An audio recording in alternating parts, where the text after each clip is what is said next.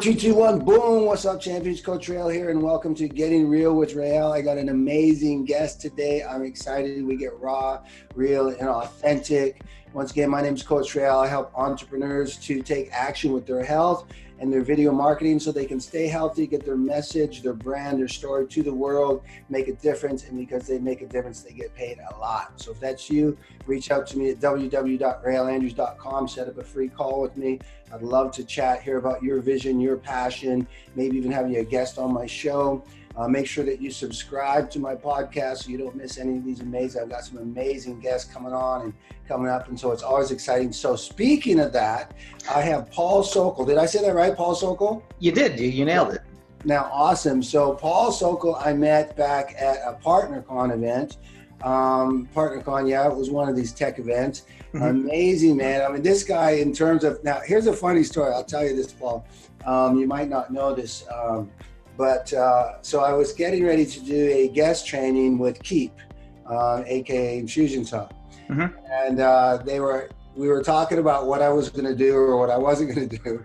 And he refers to, he says, well, whatever you do, just don't do a Sokol. And I'm like, great.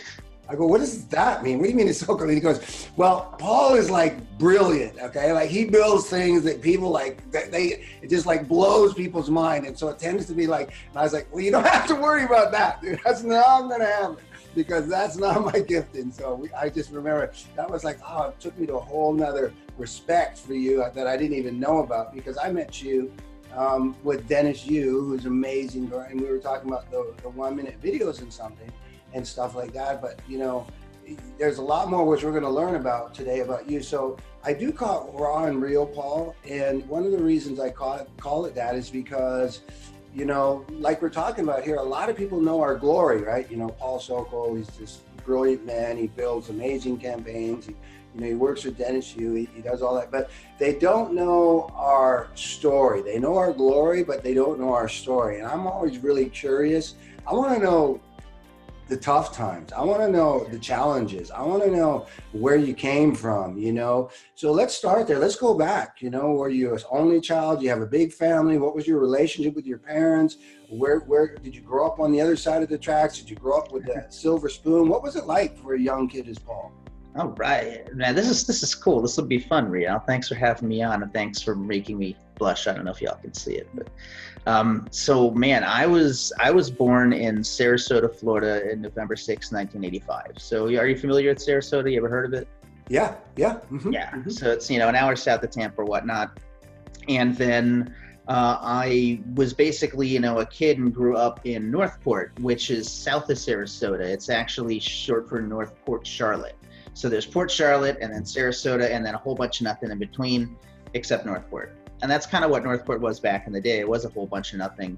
You know, pretty much everybody worked outside of the city to the point where like here's how small Botana was. We got a McDonald's, our first McDonald's in like 91 or something. And it was like a big deal. So that's kind of, you know, it's grown a little bit since then, but really it was just a little city that just popped off of, you know, a U.S. highway, you know. So that was Northport. Growing up, I mean, I was a small nerdy guy, so I got picked on a lot, which actually did all sorts of fun things to me, which I'm sure we'll get to at some point since this is raw. But anyway, you know, went to school, started going to gifted school, like a full-time gifted program in the public school system from 4th grade on, and then I was at a school called Pineview in Sarasota, which is actually specifically for, you know, gifted kids and whatnot, and it's grades 2 through 12. So like there's kids that would literally spend like their entire lives at this one school. And so I was with a bunch of fellow nerds and outcasts and people, and then I think that's where we were talking earlier about how I got into theater, Riel.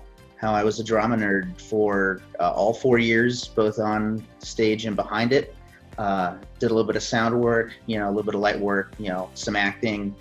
And first temperature check, is this good? Is this what you're wanting? No, it's beautiful. It's real. Like, cool. No, let's go back. You know, I don't want to, because I was, you know, I graduated from a class, Paul, of 1200. I was the only African American. And I can connect with bullying, being picked on and stuff like that. And you kind of skated over that a little bit.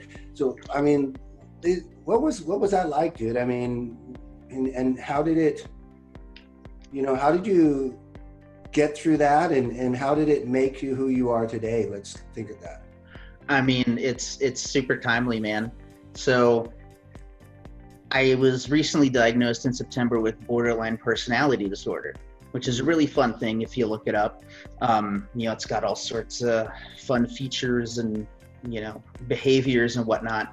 But it really explains a lot. And I'm reading a book right now about it called I Hate You, Don't Leave Me, which is kind of, borderline in a nutshell. We make everybody else responsible for our own emotions that we're ignoring.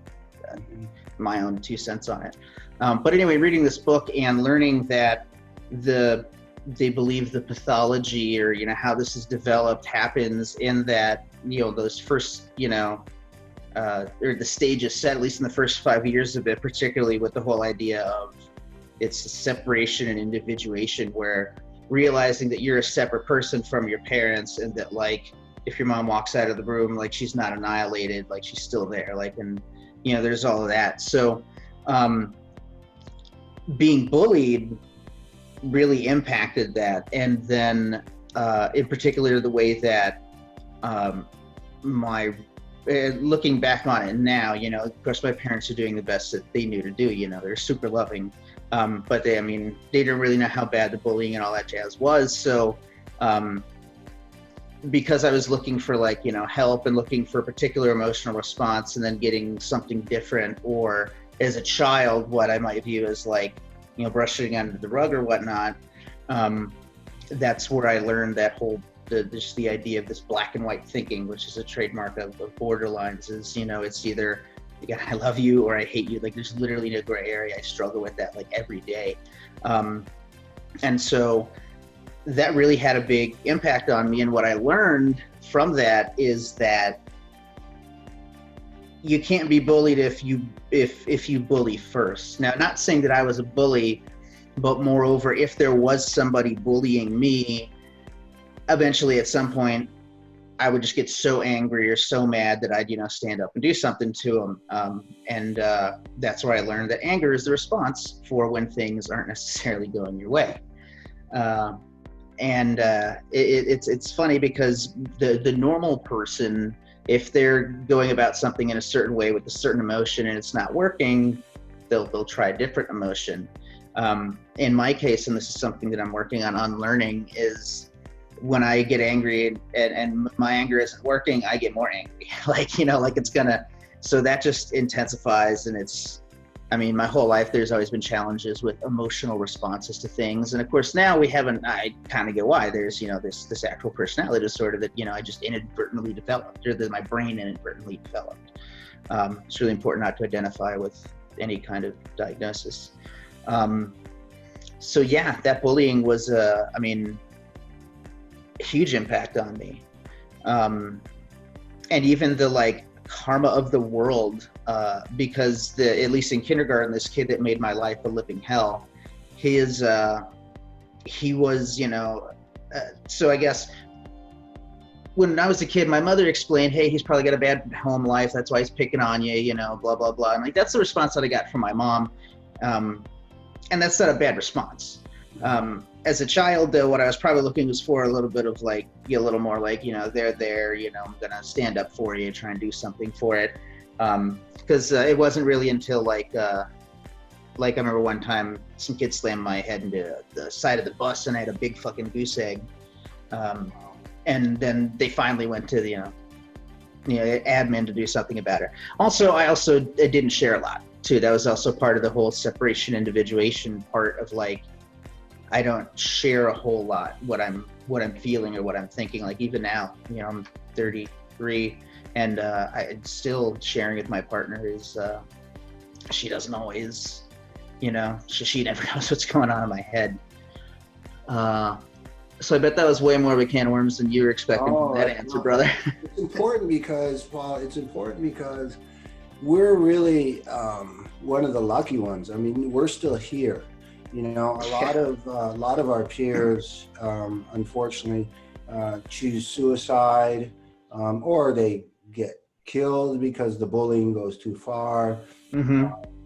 But I can totally connect. I was just, I'm in a program now, and 158 days sober today, which I'm excited about. But one of the things we were talking about today is really grateful for, actually, is we tend to we don't communicate well. We say no when we mean yes, but then we get pissed off when people don't understand what we really meant. We Right. expecting the thing. So it's very intriguing to me, and to hear you. I mean, I was bullied a lot, but it sounds like you were one. You really, I didn't get beat up a lot. I just got a lot of name calling and stuff like that. It didn't get physical with me because as much as I was bullied, people were scared of me, but bullying is bullying, and it really does affect it. And so when you mentioned, and so people listening to this need to know that we do have outlets. There is people, and probably when you get on your journey, Paul, you're probably going to start to get really, once you figure out what's going on with you, this is new for you, because I'm sure there's a lot of people out there that are struggling with what you're struggling with, and they need somebody to step up and show them the way. And I'm believing, I just have a feeling that's going to be part of your future and calling and stuff like that. But you had mentioned that, do you find that, you mentioned you went into a advanced school, special schooling. Do you feel that because you were bullied, that was your escape to, as well? It was probably a bit of your gift to be that intelligent as well, too. Oh, right? yeah. No, I mean, in kindergarten, my teacher immediately recognized, listen, this kid's gifted. He can read a clock. He could already read. So they're like, we need to get him in a gifted program. So my parents did. I didn't go into the gifted programs. In fact, I want to say I feel like I would have resisted it as a kid because I got to get more bullied, because I'm in the gifted program. In fact, I think that's exactly what happened now that I kind of think about it.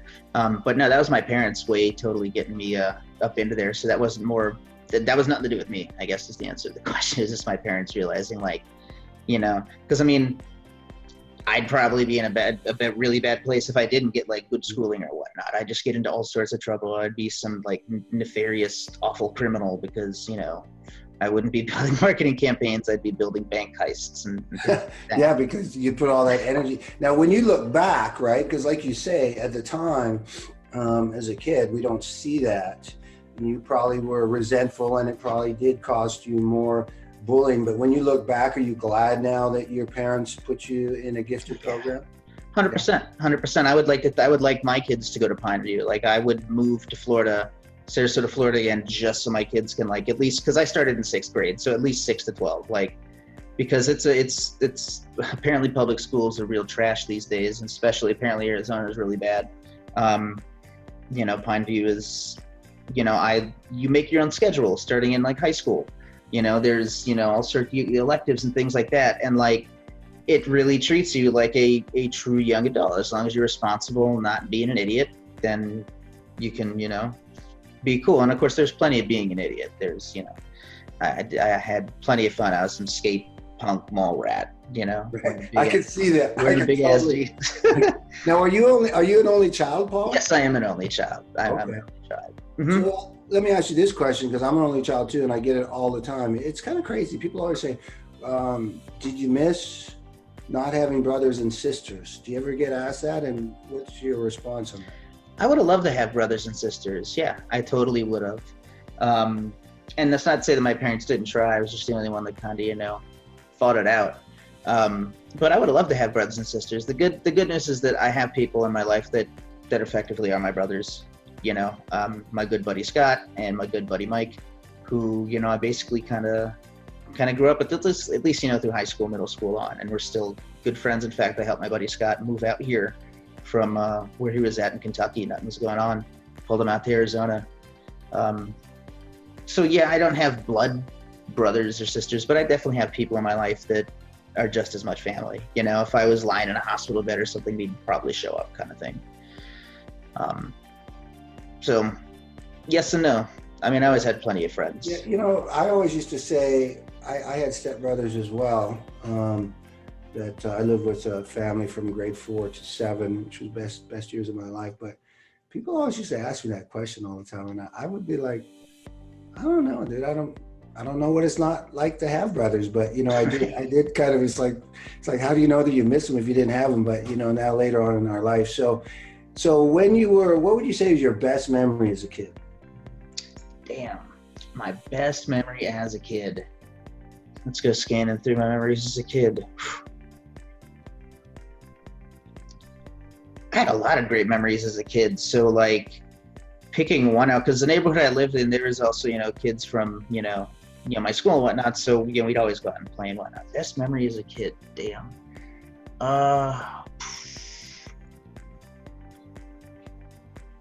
Give me an age. Give me like a particular age and 12. I'll tell you about something. 12. All right. So 12. I would have been in like 5th grade, something like that.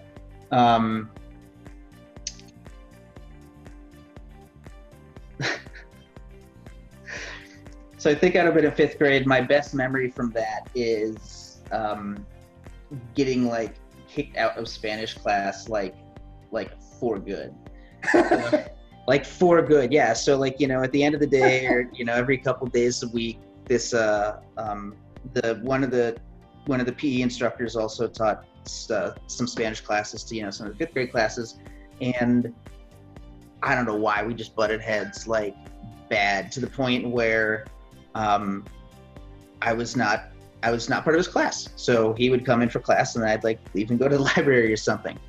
Funny thing about that is that because the school was kind of far away, it was like an hour-long bus ride, like lots of long bus rides.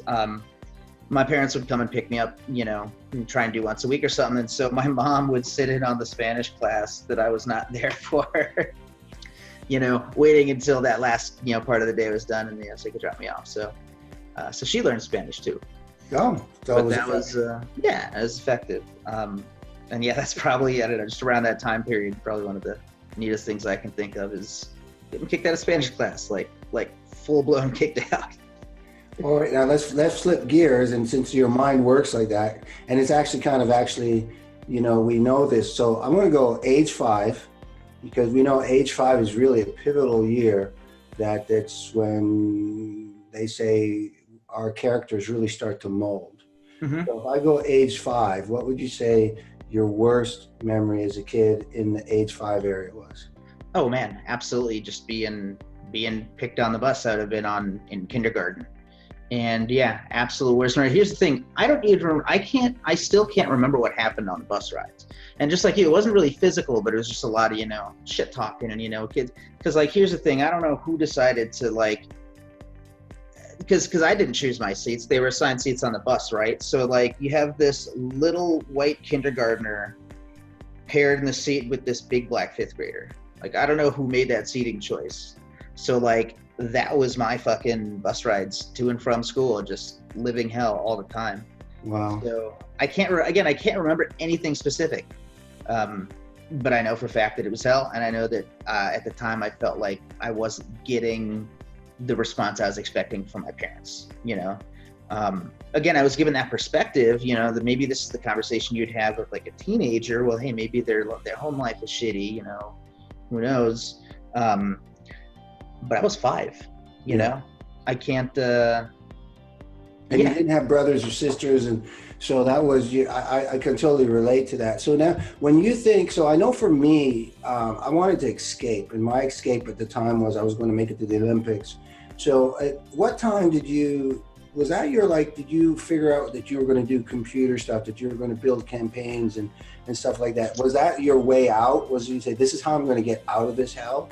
I mean, or what was going on in your mind? Like when you... Man, I guess at that time it was just get the education, like get through high school, get to college, get a job, the typical, quote, American dream or whatever it is. So I just kind of kept to my, I tried to be the best student that I could. And then of course I'd get in all, trouble from being distracted and, finishing the work early and all that jazz and, getting into mischief. But I didn't really have an exact of, hey, this is what I want to do. I didn't even go to school for marketing campaigns. I have a master's in electrical engineering. I'm probably never going to use it other than, for hobbying or tinkering if I feel bored. But yeah, as far as the escape, I guess, I'm not really sure. I started doing karate around 4th grade for a few years, and then in middle school, I guess music kind of became the escape. Slim Shady LP came out 20 years ago, actually. I had the edited CD. My buddy had the edited CD, without the curse words, and so I ripped that onto a tape, and then basically that was my bus ride there and back to school, because there's about an hour-long bus rides, about an hour-long album, and yeah, that definitely helped. And then that kind of just started an even bigger journey into just music in general. But that was some kind of the first experiences with that, as far as, I guess, an escape. And then in high school, again, skateboarding and drama were also other escapes, I guess, if you will. There were also hobbies too. I liked them. What was your favorite play that you did? I'm curious about that. Oh man, I got an idea. I Midsummer Night's Dream. I was Puck. Puck. Yeah, I was going to say that. Yeah. Really? That's hilarious. Yes, I was almost going to say that, and I said, no, let me say that. That's so funny.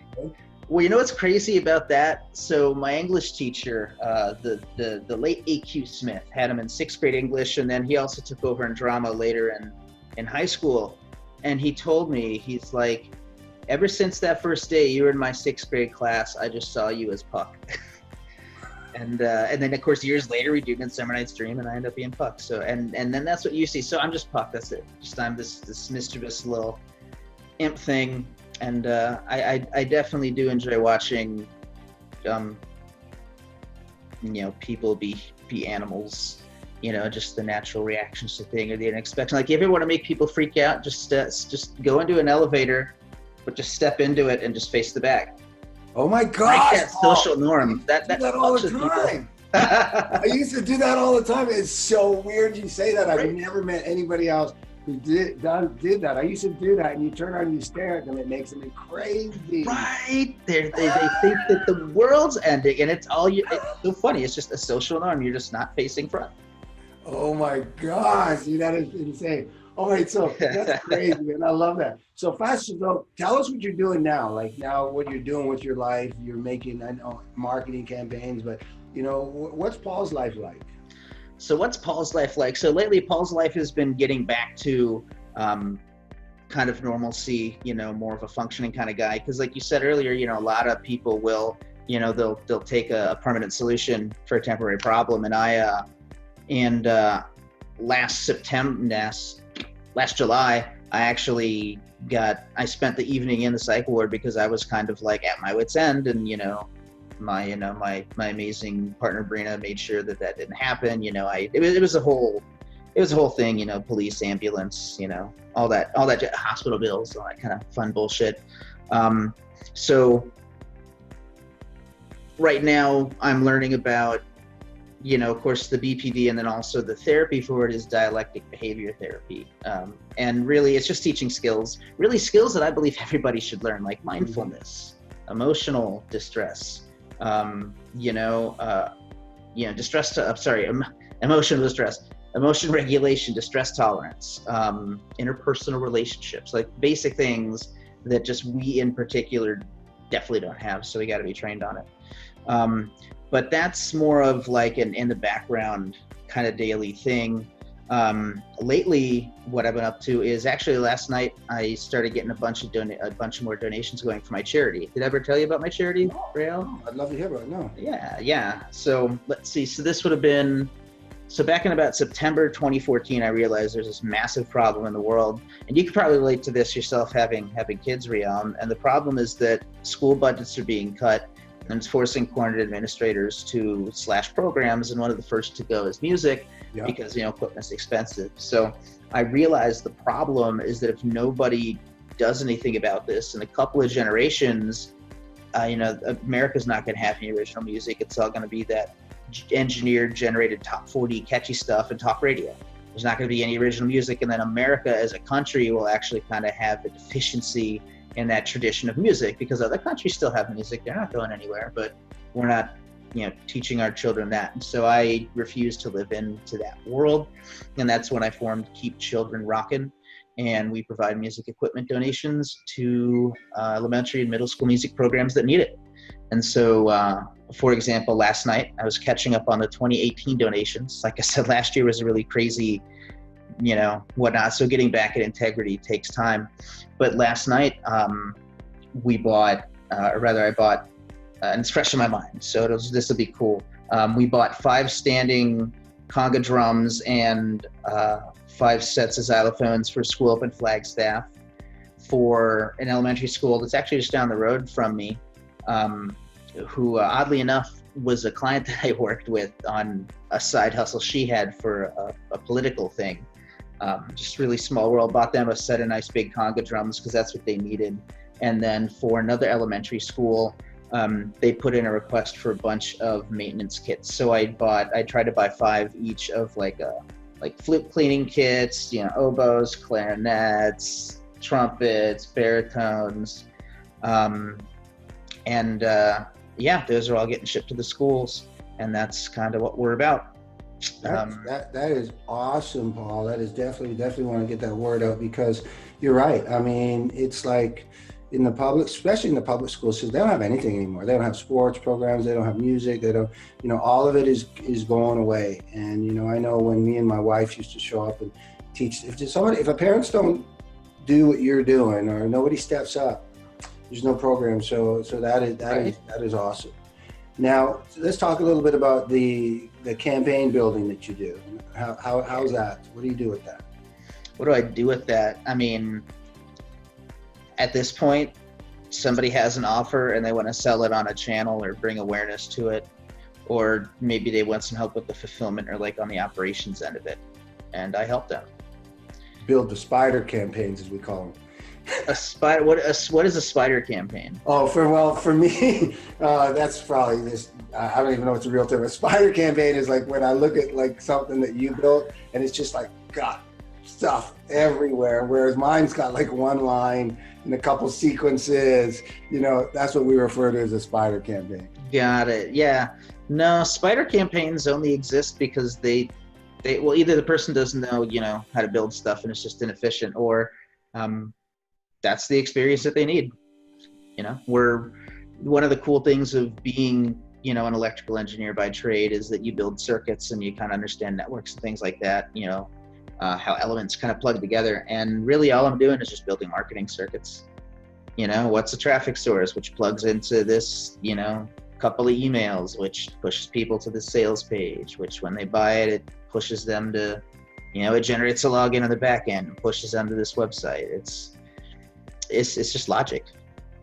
Yeah, well, what's important about what you're saying, Paul, is because when you get I'm a big advocate of, if you want to be successful, you got to surround yourself with more successful people than yourself. And you got to have people that's their giftings, and people will want to, you'll get entrepreneurs, I coach them, and they want to do it all themselves. And I'm like, you need to get an expert, dude. If you want somebody to build those campaigns with you, get Paul to build a campaign with you.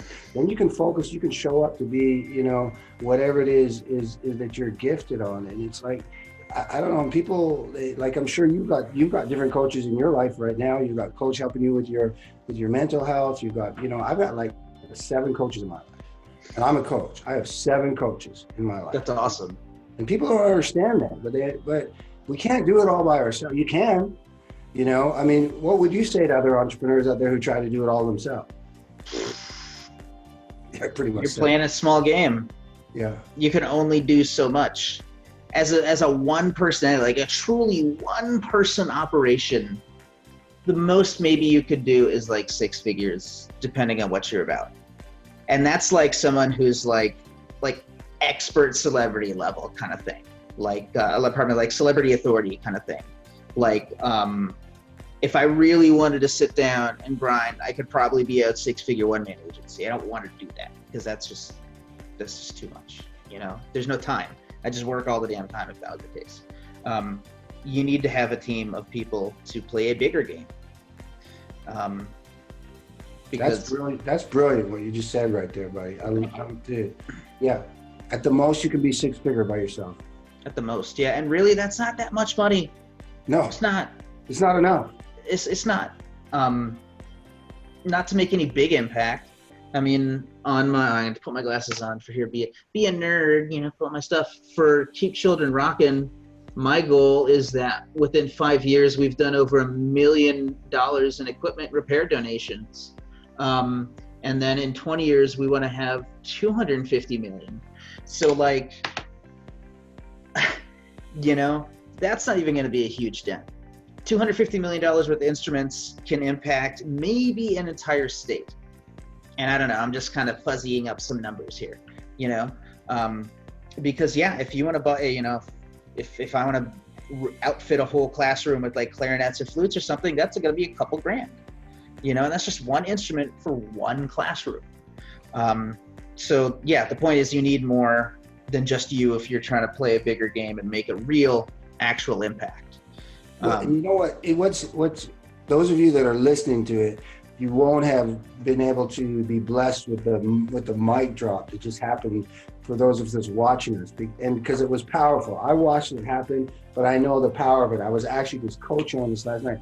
What Paul just shared right there, he actually put his glasses on, and you could see that he looked over to the wall. So it's not only a vision that he has that he's talking about, he has it written down, obviously. He was looking at something, so he has it mapped out. He knows where he's going, and because he knows where he's going, and he's actually not only thought it, he's inked it, I have no doubt he's not only going to achieve it, he's going to far succeed it.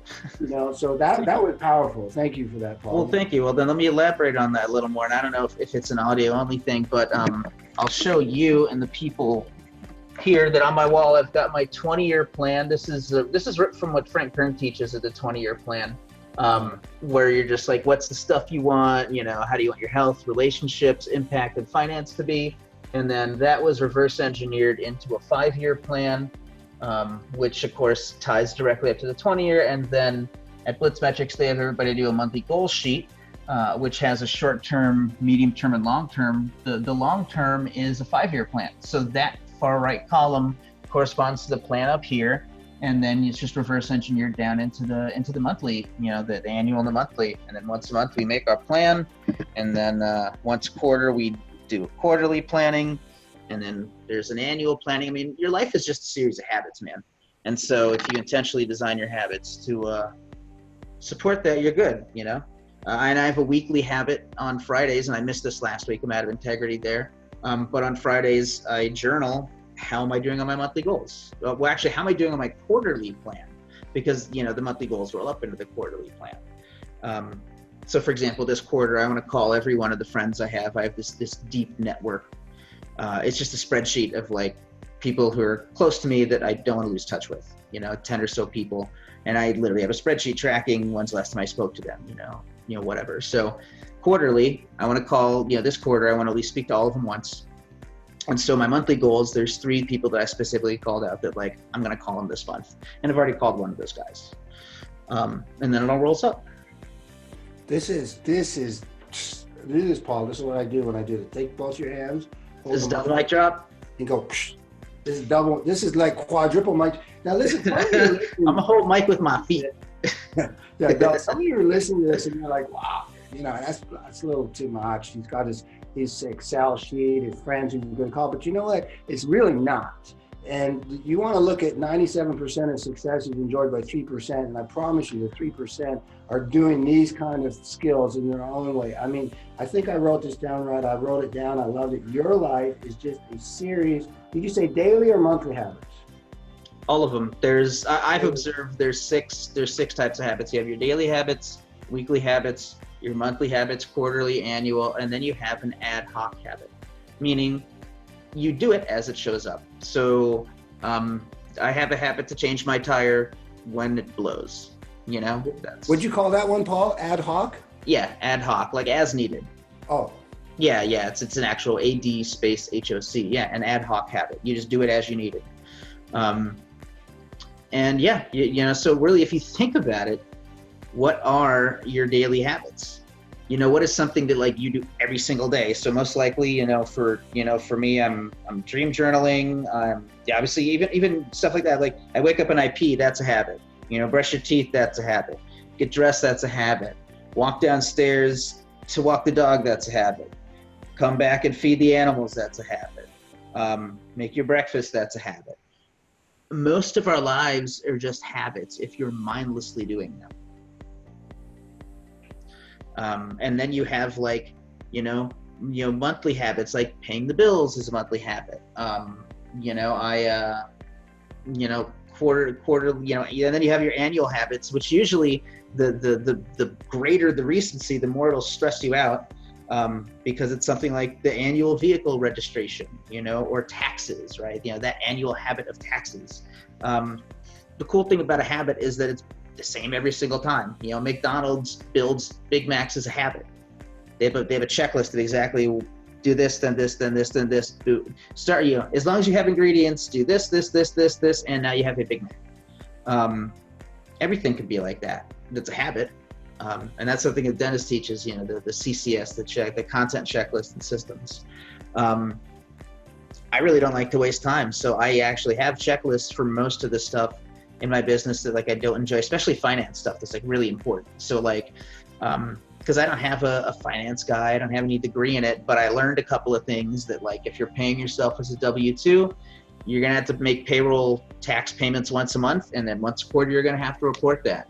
Well, I've got a spreadsheet tracking, my payments, to myself and Sabrina, and I have a checklist that says, hey, open this spreadsheet, calculate this, figure this out, go to this website, pay this much money to the government. You do that once a month. Print out a receipt, stick it in Google Drive. And then once a quarter, it's download this sheet. Go look at your, the tax payments sheet of your payroll sheet, fill this in, mail it out. Even to the point where, I feel like I'm physically mailing. I even tell myself to close browser tabs midway through stuff. Because as you know, you can have a bunch of tabs and shit open. I tell myself, open this folder, open this template, make a copy of it, close the other two tabs. That's literally written into my checklist just to get that crap out of your, clear up your RAM, I guess. Clear up your RAM. You know what, Paul, this is insane. This is insane. I've never heard this to this level. But I'm so grateful for this call because you really opened my mind, and you just said something a second ago, life are just habits if you just live them. I think you said longer. Mindlessly. It's the difference between being mindful, being mindless. Yeah. If you just live mindlessly, you're literally just a function of your habits. Yeah. You wake up, smoke that cigarette before you even, go, do whatever. You wake up and,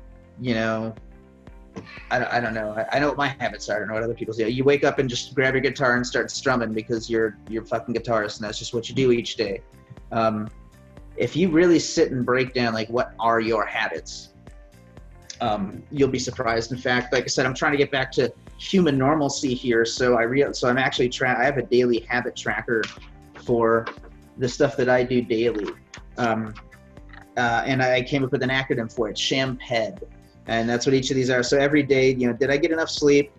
Did I do hygiene, take a shower, whatnot? Did I do physical activity?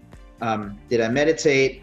Did I take my medication? Which hopefully that habit will go away in a couple of months. It's been about a year. I'm definitely a lot nicer and more stable. Were the pets taken care of? The pet chores. Did I eat 3 times a day?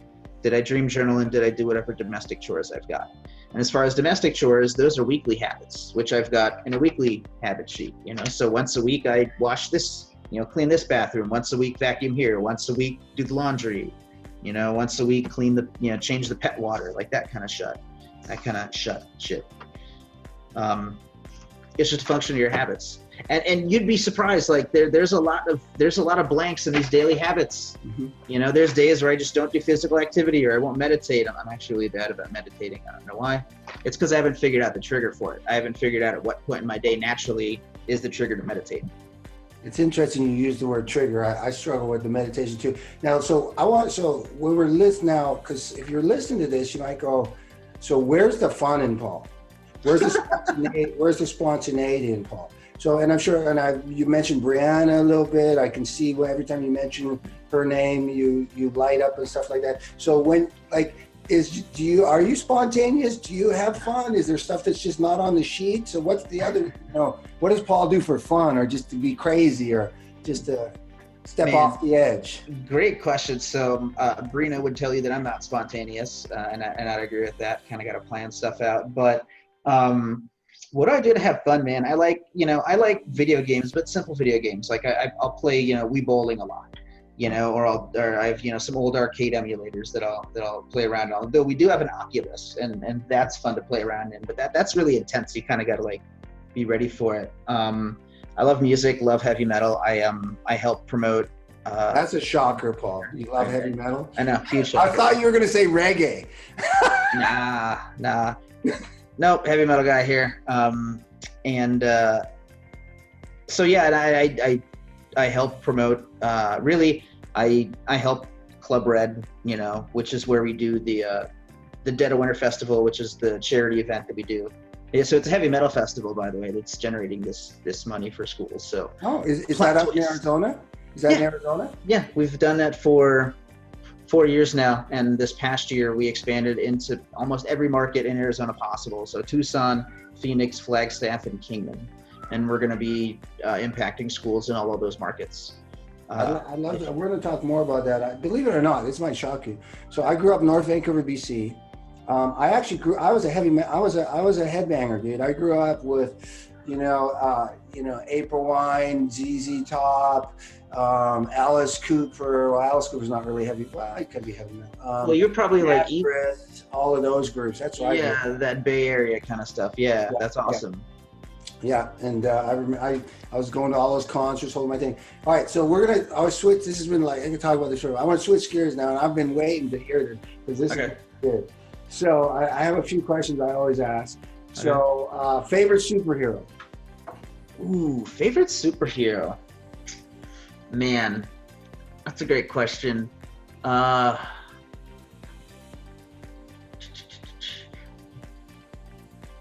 It'd probably be a toss-up between someone like Deadpool or Spider-Man. Just because I love just how Deadpool is. He can't die. He's kind of just do whatever he wants, and he also, breaks that fourth wall. So I'd imagine I'd be speaking to the fifth dimension if I was actually Deadpool. And then Spider-Man, just because, like, who doesn't want to go web slinging around, and be able to jump, and climb walls? Like, that's cool as hell. Yeah, he's pretty cool. Now, if you were a superhero and you were able to have a superpower, you could pick any superpower you wanted, but what would it be and how would you use it to make a difference in our world today? Well, it's that last part of the question. I have no clue. Man, how do I just make the world better today? Or what superpower would you have? What superpower? So I've thought of this one recently, and it's actually pretty interesting. I would like the ability to change the direction of gravity with respect to myself. Wow. So gravity pulls down, right? Yeah. If I change gravity to pull to the right and I just hop, well, now I'm flying, right? I can, be running at full speed. I actually got this in a dream. Every once in a while, I'll get lucid and have some fun or remember my dreams. And you can run, change the direction of gravity to be totally right, run around like a stop pole, and then reset gravity back to normal and keep going without losing any momentum. So how would that benefit the world? I don't know. Like, blow people's minds that this is possible. Try and teach them how to do this. I have no clue. It's unique though, dude. I knew it would be unique. So you mentioned I Hate You Don't Leave Me as a book that you're reading. Yeah. What would be your favorite book or one of your favorite books? Is that it right now, or is there a different one? Oh man, all right. So like a business book, anything. A non-business book, anything. Shit. You Are Psychic, hands down, by Dr. Pete Sanders. As humans, we have 9 senses. And we really are only present to 5 of them. But in this book, the dude got a PhD in biofeedback from MIT, so like he's legit. In this book, he teaches you of 4 other senses that are psychic senses you have, basically invisible senses, and he gives you exercises to develop and learn these. And they're not anything crazy. There's there's psychic hearing, psychic vision, intuition, and feeling. And if anything, we can probably all relate to the feeling one, because, you know, you ever had butterflies in your stomach? That's an actual psychic sense. It's your feeling. And, you know, being present to what that is, you can actually use that to take in more information about your environment.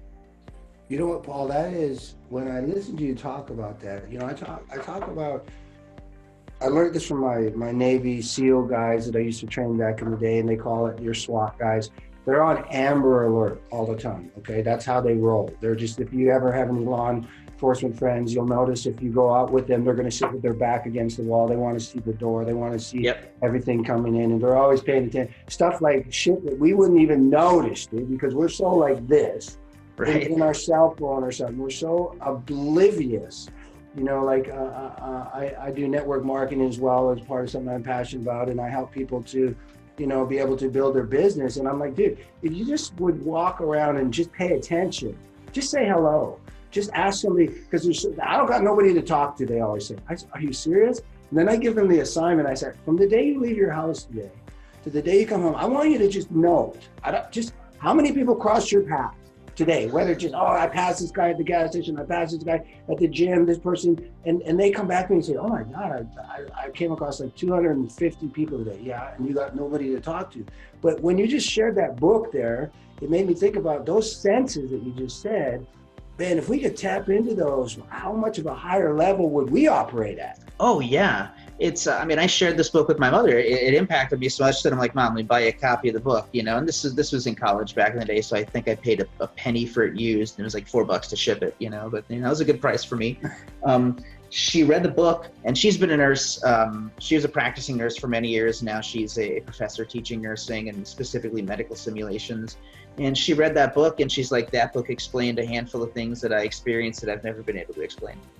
Wow. Like she has one story of, you know, it was going into a patient's room at night, you know, the patient was going to die or whatnot. And she saw a person sitting in the visitor's chair, and, you know, she was surprised. Oh, you know, sorry, visiting hours are over. He didn't know that. You know, turns around to the sink to do something, goes back, totally gone. Person's not even there. Wow. Yeah. And after reading that book, she's like, well, that clearly must have been psychic vision. You know, that kind of stuff. I'm gonna get that book. All right. It'll change your life, man. I swear to God. What would you do if you had almost twice as much information about the world? And you're only talking twice. We know it's a lot more, right? Yeah. You're going from 5 senses to 9 senses. Like, I almost literally feel like I was blind in my life before I read that book. Like, I don't really know how I was before then, because I only had 5 senses. Now I've got a little more. I could practice them a lot more, but. You know what's crazy about this is that the little bit that I've gotten to know you, even when I met you that one time, because I've watched people. I am on Amber Alert because I preach it, so I practice it. And I watch people, I'm going to study, and just spending some time with you today, I can see how you walk in 9 senses rather than 5 senses. And it's interesting to me to get that background. So I'm grateful for that. So last question, most influential mentor at this point in your life? Most influential mentor at this point in my life? Damn. Because, I mean, the mentors change and whatnot throughout the years. Man, I'm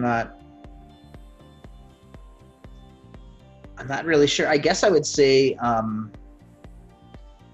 right now it's probably Dr. Reyna, the guy I'm doing the group therapy with, the dialectic behavior therapy, because I mean, I'm not a typical patient, you know. Got a little more going on than the average kind of person in those types of situations. So he's really good at cutting through my bullshit and like making me question like really hard questions, like, you know, I'm gonna say it because I don't want to mess it up. It was a great question, and it was asking about, you know, my, you know, because I've you know, challenges with intimacy as far as connecting and, you know, not yelling at my partner and all that jazz. And he said, you know, and the idea is Borderlands, we will test people, and really see, do they really love us and whatnot, and you test them until they leave your life, and that's the whole kind of thing. But so as far as her is like, when will she be good enough, or rather, when will she be worth being wounded over? If this is my last attempt at a relationship, isn't it worth letting her in? And like, those are the kinds of questions I get from them that like, it's like, God damn it, I do need to fucking answer these. How, damn it, I don't want to, it's one of those kinds of things, taking a real hard look at the things that I need to be looking at right now. So super killer journey. That is, and with that, man, I'm going to, mind blowing. Honestly, I'm so grateful, Paul, for you. You really put the R in raw and real, man, and you blessed us by letting us in, and I know how hard that is. Not many people really let us in, and you really let us in today and blessed us, and we got to know Paul on a whole nother level. How do people get in touch? Thank you, brother. How do people get in touch with you? For your charity, if they want to hire you to help them take themselves from a 6-figure to a 7-figure or 8-figure. I'm talking 8-figure. How do they get in touch with Paul? Okay, so you're mentioning the charity. So Keep Children Rockin' is a registered 501c charity. So you can actually go onto Facebook right now, and how you can do like charity things. Yep. You can just search Keep Children Rockin', look for the one that's in Chandler, Arizona, and you can donate that way by hosting a fundraiser on Facebook. And then we just get a check in the mail, and it's a delightful surprise. And then we go turn it into a flute or something, or many flutes, depending how big the check is. You can also go to keepchildrenrockin.org. So there's no G on rocking, it's just keepchildrenrockin.org. And you'll have to forgive the kind of oldish, outdated looking website at the moment, but it's there. You can make donations there. As far as contacting me about professional stuff, and we talked about marketing all day today, huh, Real? That was fantastic. They got so much marketing tips. Hey, well, you know what? It doesn't matter, man. We got to know Paul, but you know what? With that said, give us one marketing tip, and then tell us how they can get in contact. Man, one marketing tip: you are not your target audience. So. And as a matter of fact, Paul, what I'd love to do, and this is the first time I've done this, so just take it as a huge compliment. Well, thank you. I would love to have a part 2 of this podcast. Let's do it. And I would love to, let's make it about the marketing tips and we'll bring value on that level. But to me, honestly, this is the best value you can live, because thank you. I call it, you've kind of mentioned it, my inner circle. I have my inner circle is like my 5 or 6 people. My sacred circle, correct that. And then I have my inner circle is a little bigger and stuff like that. And, I feel that you really treated it as part of your inner circle today. And I want to surround, like if I want to hire somebody to be part of that inner circle at this point in my life, our good friend of ours, Susan, really taught me this, Susan Sly. I'm going to be really picky, and I want to know the story, not the glory. Because a lot of people show up with the glory, and now you've let them into your inner circle, and for lack of better words, they F you, you. Yeah, and they're just not people of integrity and character. So that's great, man. I'm grateful for this, really, more than I can express right now. So we're definitely going to do a part 2. Let's do it. Thank you for that. But in the meantime, when they're listening, how can they find you? Cool. So if you want to hop on my email list, you can go to paulsokol.me. I haven't been sending emails a lot lately, because of my whole mental health thingies. But whenever I do send an email, I try to make it sure it's just dripping with value and like something relevant to like your business. And it's not just specific to Infusionsoft or whatnot. I try to make things platform agnostic and just general business goodness. Like for example, the next one I'm going to put out is like spring cleaning for your CRM. So any CRM, here's some general things you can do. And then, of course, I'm on Facebook. You can go to facebook.com/underthehair, and you'll get my public figure page. And I'm also on LinkedIn too.